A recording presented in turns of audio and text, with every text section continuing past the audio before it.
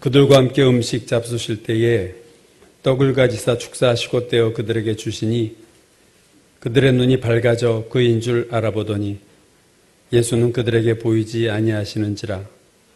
그들이 서로 말하되 길에서 우리에게 말씀하시고 우리에게 성경을 풀어주실 때에 우리 속에서 마음이 뜨겁지 아니하더냐 하고.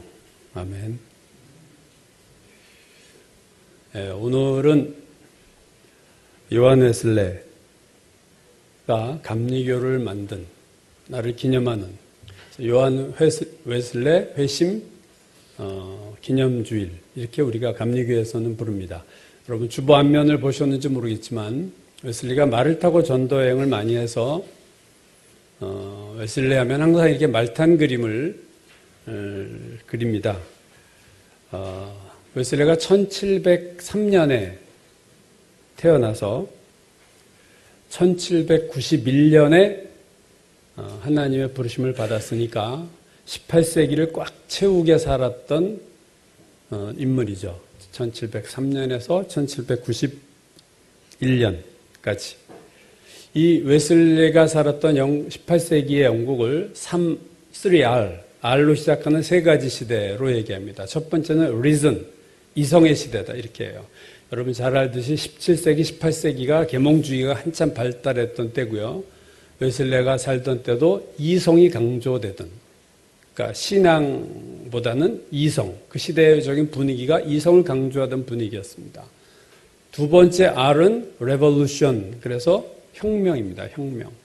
그 당시 18세기가 산업혁명이 일어났던 때고, 산업혁명이 일어나면서 사람들이 농촌에서 도시로 몰려들고, 그래서 도시에 근로자들이 많아지면서 아주 비참한 생활이 되고, 기계가 발달하면서 실업자들이 많아지고, 그래서 그 시대가 빈부격차가 심해지고 아주 근로자들의, 도시 근로자들의 삶이 피폐해지고 그랬던 시대가 또 영국의 18세기였다. 그리고 세 번째 R은 뭐냐면 그것은 리바이벌, 부흥의 시대입니다. 이 18세기에 영국에 엄청난 부흥이 일어나요. 우리가 수요일날 첫 번째 책으로 봤던 그 부흥운동 이야기에 보면 영국의 잉글랜드, 웨일즈, 스코틀랜드, 북아일랜드 이게 돌아가면서 성령의 역사가 거의 18세기 내내 엄청나게 하나님의 역사가 영국에 나타났어요. 그래서 이때는 부흥의 시기, 그래서 3R이라고 얘기합니다. 웨슬레 당시 영국 사회는요, 프랑스 혁명이 일어났던 프랑스와 별 다른 바가 없는, 즉 부패하고 타락한 시대였습니다. 프랑스는 그래서 혁명이 일어났죠. 상류 계층들이 아주 타락하고, 반면에 중산층들은 상류층을 이렇게 모방하고, 이렇게 상류층인 척하고, 돈 있는 척하고, 우리나라 비슷해요. 그런 척하고 자기가 거기에 속한 듯이, 그렇게 중류층은 상류층 흉내를 내고, 하류층은 빈부격차가 심해서 비참한 삶을 살았습니다. 그래서 무시당하고 사람들로부터, 그래서 타락과 쾌락주의에 빠져서 이 당시 영국의 알코올 소비가 거의 최대 절정을 이룰 만큼 이때 18세기의 영국 사람들은 그냥 술로 날을 세우는 그러한 시대였습니다.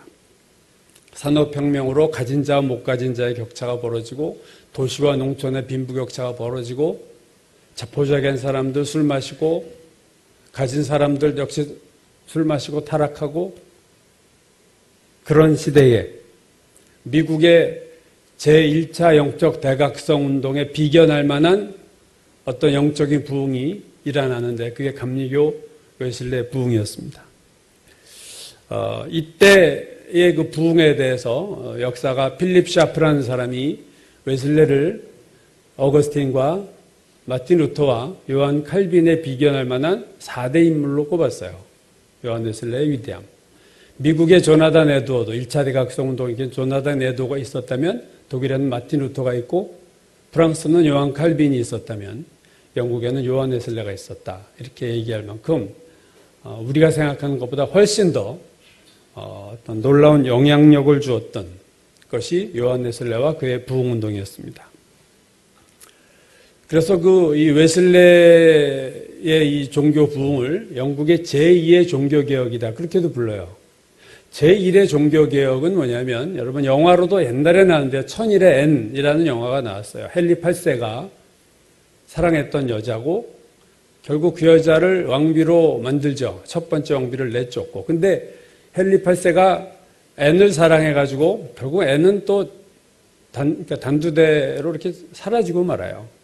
결국 죽임을 당합니다. 그러나 어쨌든 그땐 뜨겁게 사랑했어요. 헨리 8세가. 그래서 결혼하려고 하고 현 왕비를 이렇게 이혼하려고 했는데 캐톨릭이 이혼을 허용하지 않습니다. 캐톨릭은 이혼 허락하지 않으니까 헨리 8세가 그래? 그럼 나 캐톨릭에서 나오겠어. 그래가지고 캐톨릭으로부터 나와서 영국 국교회를 세웠어요. 독립된 교회.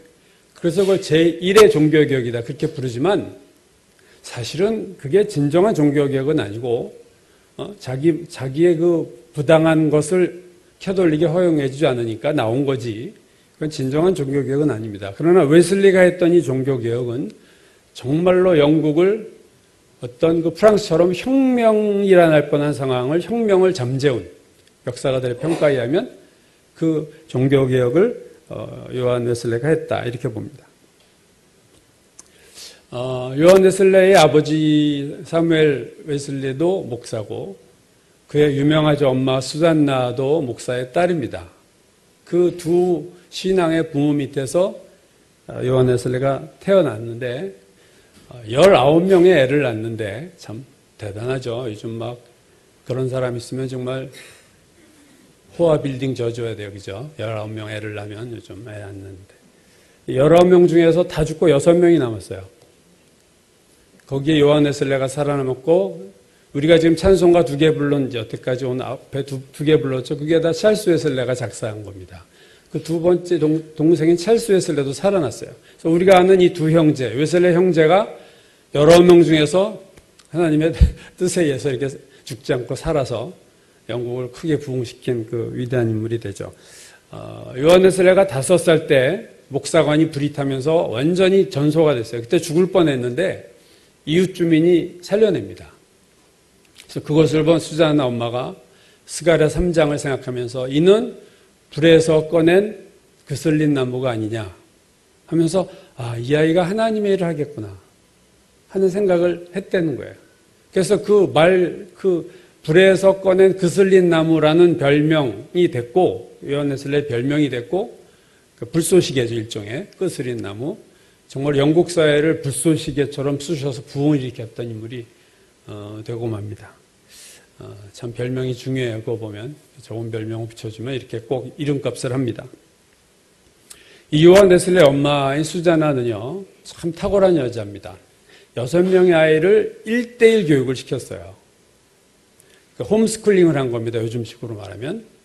그래서 하루 6시간씩 홈스쿨링을 하고 2시간 성경 가르치고 자기 전에 각 아이들 안수를 해주면서 그 엄마가 자는 잠자리에 든 아이들 머리에다 손을 대고 안수를 해줬던 그 신앙의 엄마였어요. 신앙을 정기적으로 점검하고 아이들이 제대로 잘 신앙적으로 자라고 있는가를 이렇게 체크를 했습니다. 그리고 우리식으로 하면 초등학교 졸업한 요한 웨슬레를 그 채터하우스라고 하는 그 수도원에서 세운 중고등학교에 보내요. 그래서 엄격한 중고등학교 생활을 요한 웨슬레가 거기서 하고 거기서 졸업한 다음에 옥스퍼드 대학으로 그가 이제 장학금을 받고 옥스퍼드 대학을 들어갑니다. 옥스퍼드 대학에서 요한 웨슬레는요 홀리 클럽이라는 걸 만들어서 거룩한 그룹이죠. 엄격한 청교도적인 신앙훈련을 또 대학에서도 합니다. 여러분 이들이 홀리 클럽이 뭘 했냐면 일주일에 3, 4일을 헬라어 성경을 저녁마다 보고 일요일에는 신학책을 보고 나머지 일에는 토마스 아켄페스의 그리스도를 본받아 같은 경건서적을 읽었어요. 수요일과 금요일 매주 금식을 했고 성만찬을 하고 일주일에 1-2시간 교도소 방문을 했습니다. 대단했던 그 그룹이에요. 그 홀리클럽이라는 그룹이. 그래서 하도 성경을 읽으니까 주변에서 성경벌레다. 성경만 파는 거죠. 그러면서 매주 2번 수요일날 금요일날 금식하지 하여튼 규칙적으로 일주일에 사이클로 계속 돌아가니까 주변에서 비웃었어요. 니들 격식주의자구나. 메소디스트. 메소드가 방법이란 말 아닙니까? 메소디스트 해가지고 비웃는 말이에요. 니들은 너무 정확하고 칼 같고 빈틈도 없고 어떻게 숨막히게 그렇게 사니? 해가지고 메소디스트라고 불렀는데 그게 지금의 감리교회 이름이 그대로 돼서 감리교회를 지금 메소디스트라고 그러죠. 감리교를 그렇게 부릅니다. 이때 홀리클럽에서 나왔던 이름이에요. 근데 정말로 여기서 우리가 주목해야 될 것은 뭐냐면요. 어려서부터 수잔나 엄마의 그렇게 신앙 훈련을 받고 중고등학교 수도원이 세운 중고등학교를 다니고 대학 가서 홀리클럽에서 그렇게 정말로 성경과 경건한 생활에 파묻혀 살았던 요한 웨슬레가 회심을 경험하지 못했다는 거예요, 여러분. 이건 얼마나 충격적인 거예요. 회심, 내가 구원받았다라는 구원의 확신이 없었어요, 여러분. 오늘날 교회에 나오는 사람 중에 웨슬레를 보면서 우리가 그런 질문을 하게 돼요. 얼마나 많은 사람들이 구원의 확신을 가지고 살까? 이렇게 열심히 했던 사람, 여러분 웨슬레 같이 신앙생활을 젊은 시절까지 했던 사람 몇 명 되나요? 거의 없습니다, 요즘은. 근데 그러한 그가 구원의 확신이 없었어요. 그럼 오늘날 한국교회, 교회에 앉아있는 사람들 중에서 정말로 얼마나 많은 수가 구원의 확신이 있을까? 그래서 제가 이 설교를 준비하면서 생각을 했어요. 야, 충격적이구나. 요한 웨슬레가 구원의 확신이 없었어요. 대학을 졸업했을 때까지도. 여러분, 대학 졸업하고 끝이 아니에요. 그가 목사 안수를 받습니다. 대학 졸업하고. 링컨 칼리지라는 곳에 가서 10년 동안 가리키는 교수 역할을 하면서 목회 사역도 하면서 그렇게 10년을 보내요. 목사 생활 10년 한 거예요. 그러던 중 10년이 다 됐을 때 요한 웨슬레가 인디안 선교를 가야겠다 하고 선교사가 될 결심을 또 합니다. 그래서 미국 조지아주의 선교사로 여행을 떠나요. 1735년. 그러니까 요한 웨슬레가 회심한 게 1738년이니까 3년 전. 그가 조지아 선교사로 선교여행을 떠나요. 그래서 그가 조지아에 이제 도착을 했는데 거기서 참 중요한 사람을 하나 만납니다. 모라비안 형제단이라는 게 있어요. 독일 경건주의의 어떤 흐름을 탄 사람들인데 아주 개신교 아주 신앙 좋은 그룹입니다. 그 모라비안 형제단의 리더인 스팽겐버그라는 사람을 조지아에 도착해서 만나요. 이 사람과의 만남이 기록물로 남아있어요. 이 스팽겐버그를 만난 웨슬레는요, 질문을 해요. 선교를 어떻게 해야 될까요? 자기가 이제 선교사로 왔으니까 선교의 방법에 대해서 질문을 했는데 이 모라비안 형제단의 리더인 스팽겐버그가 가만히 웨슬레를 쳐다보다가 엉뚱한 질문을 해요. 형제님, 제가 한두 가지 질문하겠습니다.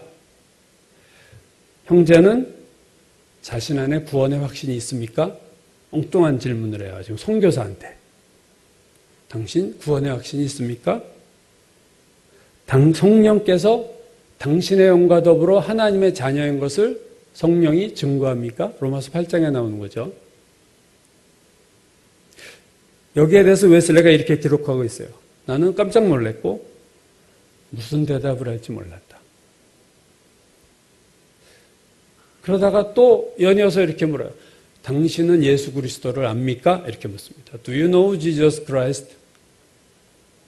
그랬더니 여러분 선교사한테 이거 물으면 막 화낼 수도 있어요. 그죠? 아니 나를 뭘로 보고 지금 내가 사명을 받아 물 건너 태평양 건너왔는데 이거 무슨 소리야? 대서양 건넜구나. 왔는데 무슨 소리야?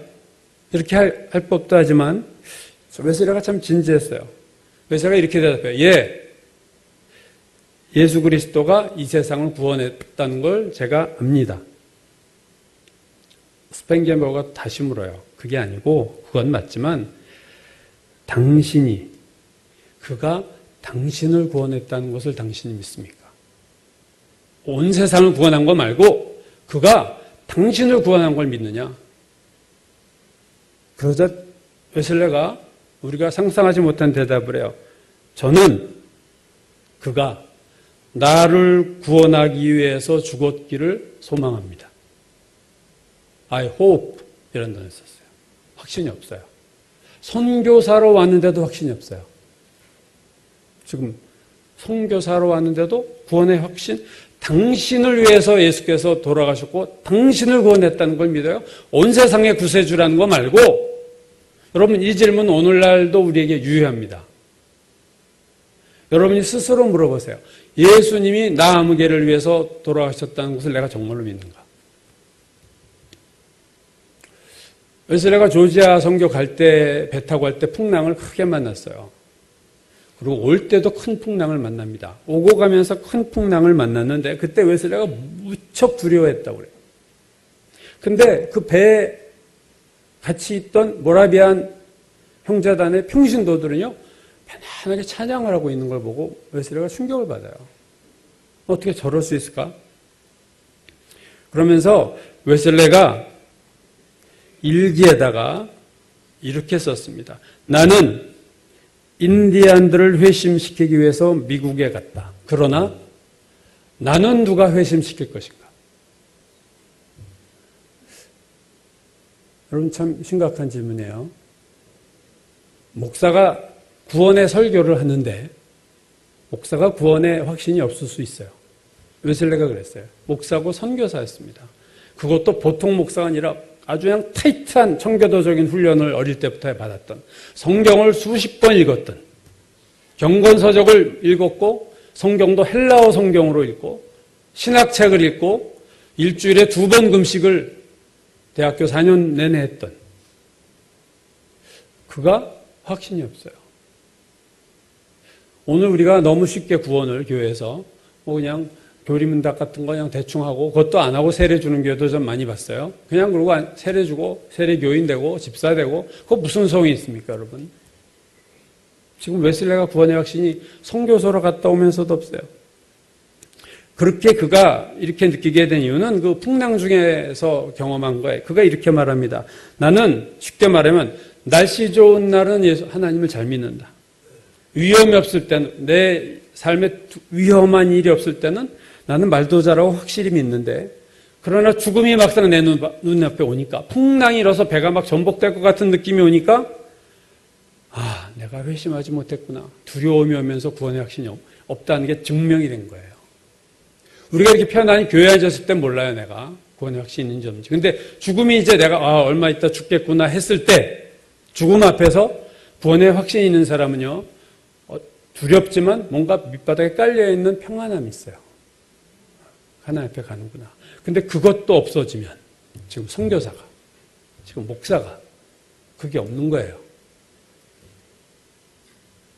결국 웨슬레는 조지아 선교를 실패로 끝납니다. 사필 규정이에요. 당연하죠. 이러한 마음 가지고 무슨 선교를 해서 누구를 구원하겠습니까? 거기서 그 웨슬레가 한 여자를 만났는데 그 사랑에도 실패해요. 막 이게 스캔들이 돼가지고 결국 이것 때문에 다시 조지아에서 되돌아오게 된, 문제가 돼가지고 되돌아오게 되는데, 재미난 거는요, 웨슬레답지 않은 일을 거기서 합니다. 이 여자랑 사귀면서 이 여자랑 결혼하는 것이 하나님의 뜻인지 아닌지를 웨슬레가 모르니까 어떻게 하냐면요, 막대기를 세워놓고 앞으로 떨어지면 하나님이 허락하고 뒤로 자빠지면 아니다. 웨슬레 이런 거 안 했을 것 같죠? 어떤 사람 성경책 이랬다 딱 피고, 여기서 하는 말이 나한테 하는 말이다, 막 성경책 무작위로 쫙 피고 막 그런 사람도 있었는데, 그때 막대기가 뒤로 넘어졌대요. 아니다 이거죠. 그래서 그런지 몰라도 결국 그녀가 헤어집니다. 그리고 돌아온 게 1737년. 그러니까 그가 올더스게이트 회심하기 1년 전에 돌아와요. 자, 이제 막바지에 온 거예요, 막바지. 그래서 아주 좌절과 패배감을 가지고 영국 런던으로 돌아옵니다. 나는 실패한 인생이구나. 이런 마음을 가지고 웨슬레가 돌아와요. 목사의 아버지, 목사의 딸인 엄마.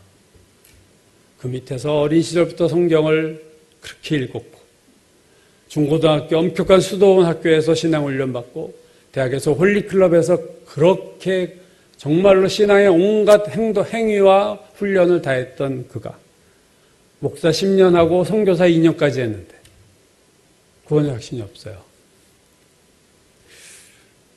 사실 충격 아닙니까, 이거는? 우리 시대보다 훨씬 더 신앙의 훈련을 많이 했던 시대인데. 저는 그래서 오늘날 한국교회가 몇 명이다, 이거 다 웃기는 얘기인데 사실. 그게 무슨 의미가 있나요? 그냥 앉혀놓으면 다 구원받았나요, 교회? 여러분, 오늘 웨슬리 회심주일에 우리가 짚어봐야 될 건 거예요. 내가 회심했다는 것을 나는 믿는가? 내가 정말로 구원받았는가? 여러분, 정직하고 솔직하게 스스로에게 물어보셔야 돼요. 나는 예수 그리스도가 나의 죄를 위해서 죽으셨고 예수 그리스도 외에는 구원이 없다는 걸 믿는가? 난 불교도 되는 것 같고 내가 착하게 살아도 되는 것 같아? 그거 구원받은 거 아니에요? 온갖 인터넷에 별 얘기, 별 설교가 다 나오고 하니까 구원이 오라리가라리 하는 게 오늘날의 세대입니다. 뭐 이래도 구원이 되고 저래도 구원이 되고 이거는 아니고 검증되지 않는 너무 인터넷에 진리 아닌 얘기들이 너무 많아서 그래서 정말로 구원받은 사람이 몇 프로가 될까? 우리가 오늘 웨슬리 회심 주간에 우리가 물어봐야 될 질문입니다. 우리 자녀들이 정말로 구원받았을까? 정말로 심각하게 우리가 생각해야 됩니다. 자, 영국에 돌아온 웨슬리가 깊은 좌절의 시간을 보내다가 드디어 역사적인 은혜의 시간을 체험하게 됩니다. 그의 생애를 완전히 뒤바꾸고 영국을 살리게 된 계기가 된 터닝 포인트죠. 바로 1738년 5월 24일. 지금으로부터 280년 전. 여러분 올라오시다가 웨슬리 회심 포스터 밖에 있죠. 거기에 280주년 이렇게 되어 있을 겁니다. 1738년이었으니까 280년이 됐죠. 5월 24일. 그의 나이 만 34살 때 그가 일기에 그 경험을 기록했어요. 1738년 5월 24일 저녁 나는 내키지 않는 마음으로 올더스게이트가의 한 집회에 갔다. 내키지 않는 마음으로 갔어요. 여러분 그래서 억지로라도 예배 자리에 앉히는 게 중요한 거예요. 여러분. 내키지 않는 unwillingly 이렇게 얘기했어요. 내가 가고 싶지 않았는데 또 가야지 뭐 딴 데 갈 데도 없고 내가 목사인데 내가 선교사까지 갔다 그러고 갔겠죠. 그 집회에 갔다. 그곳에서 한 사람이 마틴 루터의 로마서 주석의 서문을 읽고 있었다.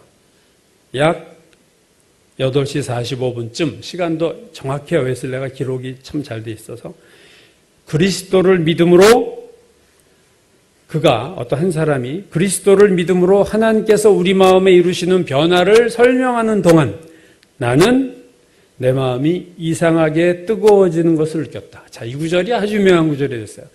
나는 내 마음이 이상하게, strangely, 나도 모르게 어떻게 이렇게 되지? 내가 원했던 마음이 아닌데 내가 마음 먹었던 것도 아닌데 내 마음이 뜨거워지는 것을 내가 느꼈다. 그러면서 그 다음에 그가 이렇게 고백해요. 나는 내가 이제 오직 그리스도만을 믿고 있음을 느꼈다. 그리고 확신이 밀려왔는데 그것은 그리스도께서 내 죄를 제거하셨고 나를 죄와 사망의 법으로부터 구원하셨다는 확신이 물밀듯이 내 마음에 밀려온 거예요. 이 사건을 통해서 웨슬리가 완전히 새로운 사람이 되고 그가 이때부터 하나님의 구원의 확신을 가지고 이제 하나님의 사람으로 많은 사람을 구원하는 도구가 이때를 계기로 되기 시작합니다. 그래서 이 사건 이후 웨슬리 설교가 변했어요. 웨슬리 설교의 주제가 분명해졌습니다. 회개, 믿음, 구원. 웨슬리 설교의 핵심 축이에요. 너희들 회개해야 돼. 그리고 예수 믿어야 돼. 그래야 구원받아. 이거예요. 자기가 몇십 년을 확신을 못했던 거예요. 그걸 이제 얻고 나서 그의 설교가 거기에 집중을 하는 설교가 되고 맙니다. 근데요, 이 사건을 감리교 사람들은 대부분 알고 있어요. 마음이 이상하게 뜨거워짐을 느꼈다. 올더스게이트 사건. 근데 이게 전부가 아니에요. 사실은 올더스게이트의 체험은요, 구원의 확신에 대한 체험이었어요. 내가 구원받았구나 하는 그 확신에 대한 체험이었죠. 근데 그 다음에 일어난 사건을 우리가 잘 주목하지 못합니다. 그것은 뭐냐면요. 그 5월 24일 날 마음이 뜨거워지는 체험을 하죠. 1738년 5월 24일. 근데 그 다음에 1739년 1월 2일입니다. 신년 기도회가 있었어요. 모라비안 형제단의 신년 기도회가 있었고, 그때 찰스 웨슬레 동생도 있었고, 그 당시 기독교 역사 최고의 설교자로 꼽히는, 우리가 수요일 날은 이 사람 얘기했죠. 조지 화이트 휘필드라고 하는 그 사람도 여기에 참석했어요. 이 휘필드는 이날 밤을 그가 경험한 새해 중에서 가장 행복한 날이다. 이렇게 이 날의 체험을 얘기합니다. 한 60여 명이 기도를 하고 있었어요. 자, 요한 웨슬레의 일기가 이것을 또 기록 안 할 리가 없습니다. 이렇게 기록했어요. 새벽 3시경. 그러니까 계속 기도한 거예요, 여러분. 몇 시간을? 새벽 3시경 우리가 계속해서 기도를 드리고 있을 때에 하나님의 능력이 강하게 우리에게 임했다. 그 능력이 얼마나 강한지 많은 사람들은 넘치는 기쁨으로 부르짖었고, 많은 사람들이 하나님의 능력을 감당할 수가 없어서 바닥에 쓰러지고 말았다. 막 바닥에 팍팍 쓰러지고. 우리가 장엄하신 하나님의 임재에 대한 그 경외감, 두려움과 놀람으로부터 약간 정신이 좀 났을 때 우리 모두는 한 목소리로 외쳤다. 오 하나님, 당신을 찬양합니다. 우리는 당신께서 참으로 우리의 주님이신 것을 압니다. 이렇게 그들이 일심으로 고백을 했어요. 이 사건을 가리켜서 감리교의 오순절이라 이렇게 불러요, 여러분. 감리교의 오순절. 이 오순절의 체험은 그냥 구원의 확신이 아니라 이때 모여있던 감리교의 리더들 60여 명이 하늘의 능력을 받는 시간입니다. 성령의 능력을 받았어요. 그냥 확신이 아니라 능력을 받은 거예요. 사도행전 오순절 마가다락방과 똑같은 체험을 한 거예요. 능력으로 입혀졌다. 그렇게 표현하는 것이 맞을 겁니다. 이때 이후로, 그러니까 이 신년 집회 이후로 웨슬레가 설교할 때요, 능력이 나타나기 시작합니다. 사도행전의 역사가 나타나기 시작하는 거예요. 그래서 노방전도를 했고요. 야외 설교랍니다. 당시 야외 설교는 영국 국교회에서 금지되어 있었는데 웨슬레가 좀 약간 내성적이야. 상당히 망설였어요. 휘필드는 그냥 나가서 야외 설교를 했는데 웨슬레는 이거 할까 말까 이거 하다가 하기 시작했어요. 수천 명이 모이고 15,000명이 모이고 웨슬레 설교를 듣고 다 회개를 하기 시작하는데 울부짖는 회개 소리가 얼마나 큰지 설교가 들리지 않았다. 기록이 그렇게 나와요. 그들의 회개 소리가 너무 막 가슴을 치며 땅바닥을 뒹구르면서 회개하던 사람은 기록에 하면요, 마치 벼락을 맞은 사람처럼 사방에서 털썩 주저앉고 쓰러졌다. 웨슬레기 보면요, 하나님의 말씀의 검이 그들을 찔렀다. 이런 표현이 여러 번 나와요. 막 쓰러지는 거야. 사람들이 정말로 하나님의 말씀에 벼락 맞은 듯이 쓰러지고, 웨슬레가 이것을 이렇게 표현했어요. 하나님께서 사람들의 가슴에 설교를 하셨다. 머리에다 설교한 게 아니라 사람들의 가슴에 설교를 했다. 하나님이 설교한 거죠. 웨슬리를 통해서. 그 당시 한 코널 지방의 치안 판사가 이런 고백을 했어요. 감리교 설교자들이 문제아들을 탓의 사람으로 바꿔놓기 때문에 내가 할 일이 없다. 술주정뱅이, 깡패, 아내 괴롭히는 남자, 남편에게 바가지 긁는 아내 있으면 웨슬레에게 보내라. 그가 다 새롭게 변화시켜줄 거다. 그 집회에서 그런 변화들이 나타내는 거죠. 인간이 개조되는 일들이 나타난 거예요. 여러분, 웨슬레 개인의 회심 체험이 아니라 다른 사람들을 변화시키고 영국 사회를 변화시킨 거예요. 이게 성령의 역사입니다. 이때 18세기 영국에 양조장이 그렇게 많았고 술집이 많았고 알코올 중독자들이 많았는데 이 웨슬레 회심운동으로 양조장들이 없어지고 술집들이 문을 닫는 일들이 막 나타나기 시작을 합니다. 한번 웨슬레 설교를 방해하러 온 양조장 주인이 설교 듣고 은혜 받아서 양조장을 없애버렸어요. 자기 양조장을 없애버렸어요. 오늘 본문으로 잡은 누가복음 24장입니다. 엠마오로 가던 두 제자 이야기죠. 이 엠마오로 가던 두 제자 이야기가 일어난 시점은 예수가 이미 부활한 이후예요. 그리고 부활하신 주님이 그들에게 나타나셔서 같이 걷습니다.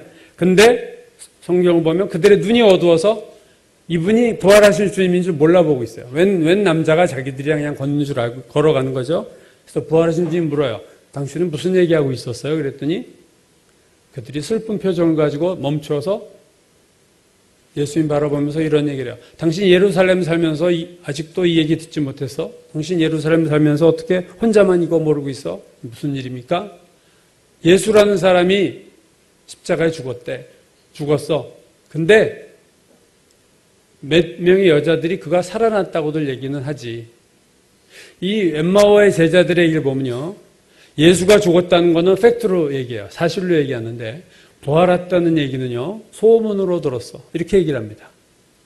확신이 없는 거예요. 부활의 확신이 없는 거죠. 그러자 주님이 그들에게 이렇게 말해요. 미련하고 선지자들이 말한 모든 것을 마음에 더디 믿는 자들이요. 여러분, 이 예수께서 하신 말씀이 참 의미 있어요. 더디 믿는 자들이다. 안 믿는 건 아닌데 더디 믿어요. 그럼 더디 믿는 것도 믿는 거는 믿는 거지만 이 더디 믿는 게 참 문제가 많습니다. 그러니까 시간이 나간 신앙생활 한 만큼 믿음이 안 자라는 거예요. 히브리서가 말한 것처럼 때가 오래므로 마땅히 선생이 돼야 될 터인데 아직도 젖이나 빨고 있어요. 더디 믿는 사람이 있어요, 여러분. 안 믿으면은 회개하셔야 할 텐데 이거 애매해요. 믿긴 믿어요. 근데 더디 믿어요. 더디 믿어. 웨슬레가 그토록 성경책을 읽었고 금식을 했고 기도를 했고 신학책 읽고 경고서적 읽고 목회하고 선교했지만 구원의 확신이 없었어요. 여러분, 오늘 우리도 예수를 오래 믿었지만 혹시 우리 더디 믿지 않습니까? 목사라고 다 믿음이 좋아요? 목회하는데도 믿음이 더디 믿어질 수도 있어요. 오늘 더디 믿는 그들. 웨슬레도 몇십 년 동안 성경 안에서 살고 교회 안에서 살았는데도 구원의 확신이 없었어요. 이 더디 믿는 믿음과 어리석음이 어떻게 바뀝니까? 주께서 말씀을 풀어주실 때 32절 오늘 보면 그들이 서로 말하되 길에서 우리에게 말씀하시고 우리에게 성경을 풀어주실 때에 우리 속에서 마음이 뜨겁지 아니하더냐. 자, 웨슬레의 체험이 똑같이 오늘 엠마오의 제자들에게서 나오고 있습니다. 우리에게 성경을 풀어주실 때에 우리 속에서 마음이 뜨겁지 아니하더냐. 웨슬레도 마음이 이상이 뜨거워짐을 느꼈다. 내가 마음이 뜨거워졌다. 여러분, 말씀을 들을 때 마음이 뜨거워졌다는 게 무슨 뜻입니까? 여러분, 마음이 뜨거워진 적이 있나요? 오늘 누가복음 24장에 나오는 이 마음이 뜨거워졌다. 엠마오의 제자들이 뜨거워졌다는 헬라어 단어가 우리가 잘 아는 고린도전서 13장 3절의 이 단어입니다. 내가 내게 있는 모든 것으로 구제하고 내 몸을 그 다음에 불사르게 줄지라도 불사르게 내어줄지라도 이 불사른다는 말 이게 마음이 뜨거워진 거예요. 그러니까 뜨겁다는 것은 불이 붙었다는 거죠. 성령의 불이 붙은 거예요. 마음에 성령의 불이 붙은 거예요. 그래서 몸을 불사른다. 이 불사른다는 말이 오늘 이 뜨거워졌다는 말이에요. 뜨겁다는 거는 그냥 이렇게 돼서 뜨겁다는 게 아니라 거기 불이 붙은 거예요, 여러분. 성령의 불이 붙은 거예요. 여러분, 웨슬레의 마음이 언제 뜨거워졌나요? 마틴 루터 로마서 주석 서문을 읽을 때, 구원에 대한 얘기를 할 때, 말씀을 들을 때죠. 근데 그 말씀을 요한에서가 처음 들은 말씀이 아닙니다. 몇십 년 동안 신앙생활에서 다 아는 말씀이에요. 근데 그 말씀을 들을 때 마음이 뜨거워졌다. 무슨 말이에요? 성령이 역사한 거예요. 여러분, 말씀을 읽고 들을 때 성령이 역사하지 않으면 우리 마음에 불이 붙지 않습니다. 우리 마음이 뜨거워지지 않습니다. 머리로 읽은 거죠, 머리로. 네. 웨슬레도 헬라어로 성경을 일주일에 홀리클럽에서 3, 4일을 읽었어요. 매일, 매주. 또 헬라어로. 얼마나 폼나요, 헬라어도. 근데 마음이 뜨거워지지 않아. 신학책 읽어도 뜨거워지지 않아. 토마스 아켄페스의 그리스도를 본받아 얼마나 기독교 고전의 1위죠. 토마스 아켄페스의 그리스도를 보면 그것도 읽었고 그것만 읽었겠어요. 윌리엄 로라고 하는 유명한 자의 그 경건서적 뭐 다 훑었어요. 그럼에도 불구하고 마음이 뜨거워지지 않았습니다. 우리 정말로 이거 중요한 거예요. 마음이 뜨거워지는 거는요, 불이 붙은 거예요. 불이 붙을 때밖에 뜨거울 수가 없어요. 성령의 불이 붙으면 뜨거운 거예요. 말씀의 저자가 성령이에요. 그래서 성령이 역사하지 않으면요, 말씀이 소용이 없습니다. 위글스워스라고 하는 치유의, 영국의 역시 치유의 대가가 이런 얘기를 했어요. 그 사람은 배관공입니다. 무식해요. 그 사람이 그런 얘기를 했어요. 누구는 헬라어로 성경을 읽고 누구는 히브리어로 성경을 읽지만 나는 성령으로 읽습니다. 성령으로 읽을 때 마음이 뜨거워져요. 이게 은혜예요, 여러분. 뭔가 깨달음이 오는 거예요. 마음이 뜨거워진다는 얘기는 엠마오로 가던 제자들이 그가 우리에게 말씀을 풀어주실 때 우리 마음이 뜨겁지 아니하더냐? 말씀이 이해가 되면서 그 이해는 머리로 한 이해가 아니라 정말 마음으로 이해가 되는 말씀. 믿음을 주는 말씀. 확신을 주는 말씀. 그 말씀이 올 때 내 마음이 뜨거워졌다. 뜨거워진 그 다음에 무슨 일이 일어났습니까? 자, 말씀을 읽고 어떤 이해가 됐을 때, 성령이 조명했을 때, 성령의 불이 붙을 때 뜨거워졌어요. 그럼 뜨거워진 다음에 무슨 일이 일어났나요? 요한에슬레는 그 다음에 내가 예수 그리스도를 정말로 믿고 예수밖에 구원이 없구나가 확실히 믿어졌어요. 믿음이 옵니다, 여러분. 뜨거워지는 말씀에 믿음이 와요. 웨슬레는 그리스도께서 내 죄를 제거하셨고 나를 죄와 사망의 법에서 구원했다는 것을 내가 그때 그런 확신이 밀물듯이 왔다. 언제요? 마음이 뜨거워진 그 다음에. 이게 구원이 되는 거예요. 성령의 불이 붙으면 말씀이 깨달아지고 마음이 뜨거워지면서 그 다음에 믿음이 생깁니다. 큰 믿음이 생겨요. 그러면서 사람이 변하는 거예요. 더디 믿는다는 거는 불이 안 붙는 거예요. 젖은 장작 생각하시면 돼요. 젖은 장작처럼 내 마음이 젖어 있어서, 세상에 젖어 있어서 말씀이 불이 안 붙어. 성령의 불이 안 붙어. 말씀을 들어도 안 붙어. 설교를 들어도 안 붙어. 몇십 년 교회를 다녀도 불이 안 붙어.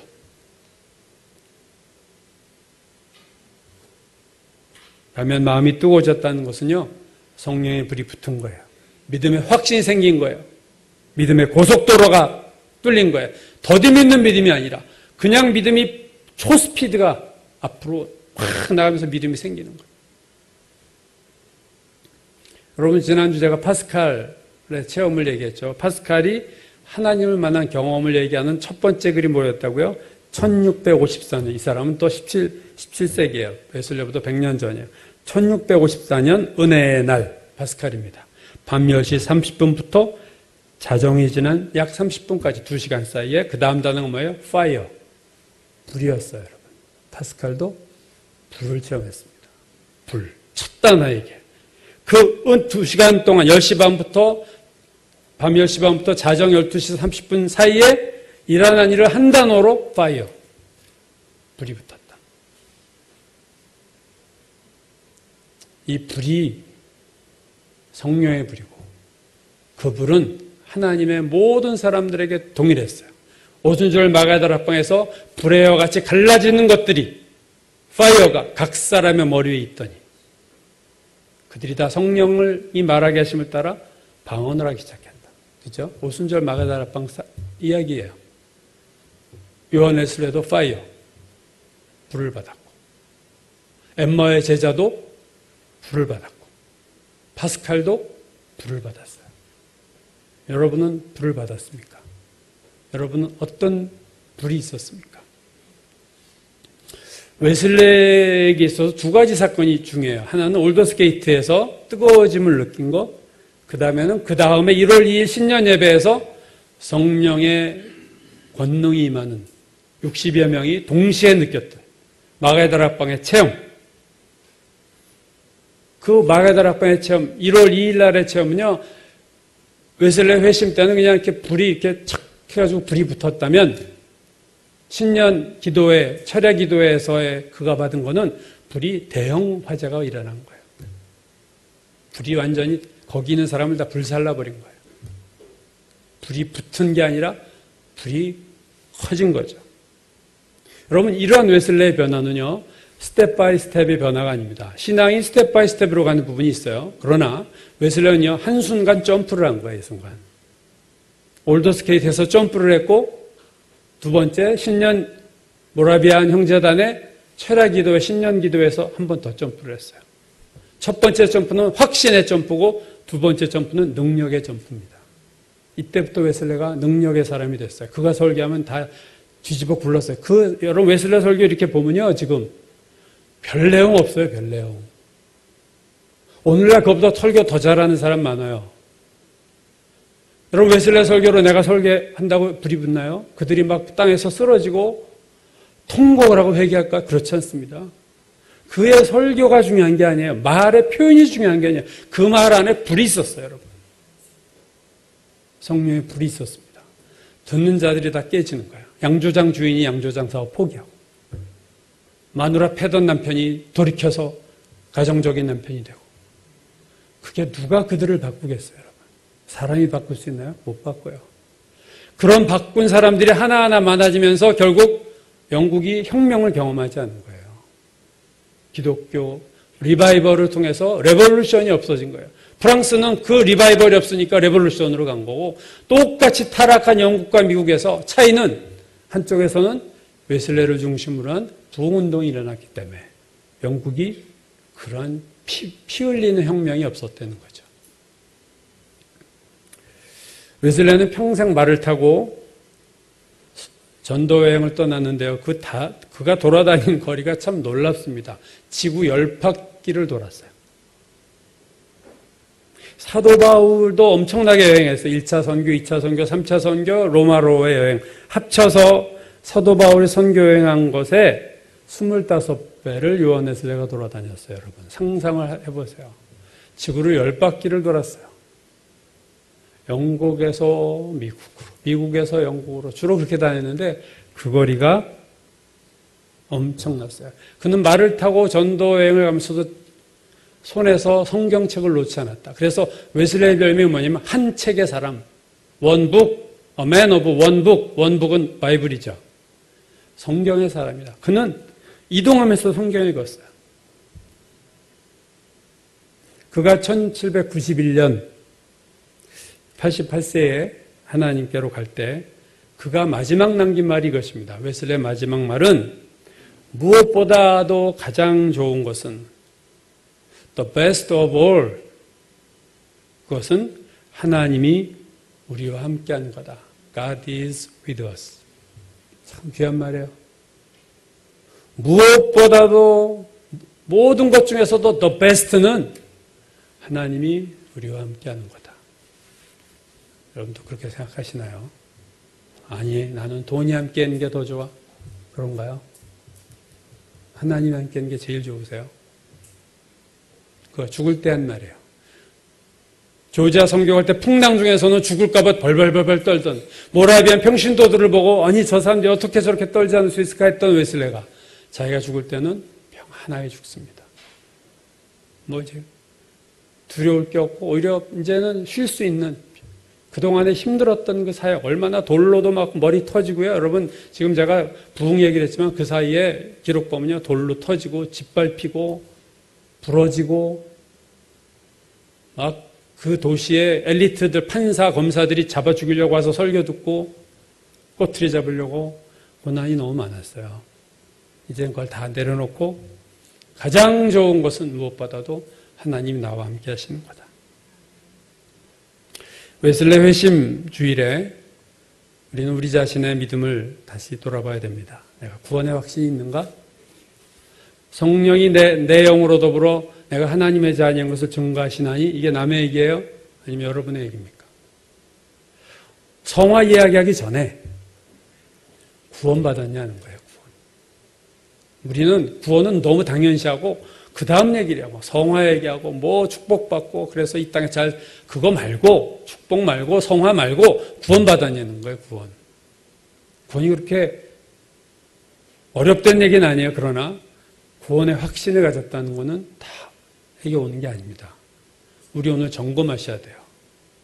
오늘 올더스게이트에서 웨슬리가 확 뜨거워짐을 느낀 것처럼 주님, 내 마음에도 그 불을 주시옵소서. 파스칼이 받았던 그 파이어를 저에게도 주시옵소서. 엠마오의 제자들을 뜨겁게 하신 주님, 저도 뜨겁게 하여 주옵소서. 그래서 내가 정말로 구원의 확신을 가지고 담대하게 살게 하시고, 더 나아가서 오순절날 임했던 성령의 충만한 불, 신년에 웨슬레가 받았던 그 불, 능력의 불을 받아서 이제는 정말로 성령의 능력을 받아서 힘있고 승리하는 생활을 하게 하옵소서. 우리가 웨슬레를 보면서 기도해야 될 제목입니다. 오늘 280년 전에 역사하셨던 그 하나님이 지금도 살아계시고 그분 오늘도 우리 함께 계십니다. 그분은 어제나 오늘이나 영원토록 동일하신 하나님이에요. 우리가 문제입니다. 우리가 변하면 하나님의 놀라운 뜨거운 체험을 우리도 하게 될 줄로 믿습니다.